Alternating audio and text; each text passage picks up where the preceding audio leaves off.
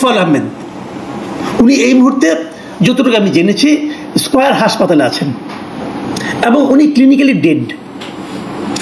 এখন প্রশ্ন উঠতে পারে ক্লিনিক্যালি ডেড মানে কি? ডেড মানে উনি আসলে এখন মেশিনটা খুলে দিলে উনি মারা যাবেন, উনি এই অবস্থায় আছেন।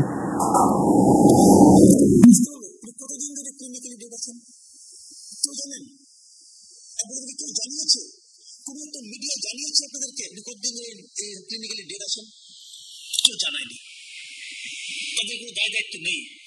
তোফায়েল আহমেদের মতো একজন লিডারকে ওনার যে কি অবস্থা, শারীরিক কন্ডিশনটা কি, এটা জানানোর কেউ কোনো প্রয়োজন বোধ করেনি। কেন? ওনাকে সুচিকিৎসার জন্য বাইরে নেওয়া দরকার ছিল, আমি বলতে পারবো না, কিন্তু ছিল কি? কেউ কি সেই নিউজটাও করেছেন? তাও করেননি।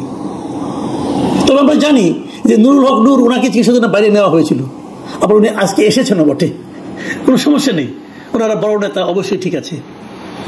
কিন্তু এই দেশটা জন্মের সময় যে লোকগুলি জড়িত ছিলেন তাদের ব্যাপারে এই অবহেলাটা কেন? প্রিয় দর্শক, আমি সেই কথাটাই বলে শেষ করব যে কেন এই সমস্ত গোপনীয়তা, কেন এমন ঢাক ঢাক গুড়গুড়, কেন এমন অবহেলা? অনেকে এমন কথাও বলছেন যে ওনার মৃত্যু সংবাদ শুনলে হয়তো অনেক লোকে ভিড় করবে, ভোলায় ওনার জানাজা করতে দেওয়া হবে কিনা সেটা নিয়ে আলোচনা হচ্ছে, নাকি ঢাকায় হবে, ভোলায় হলে জনসমুদ্র হবে কিনা সেটা নিয়েও অনেকে ভয় পাচ্ছেন, লজ্জা পাচ্ছেন।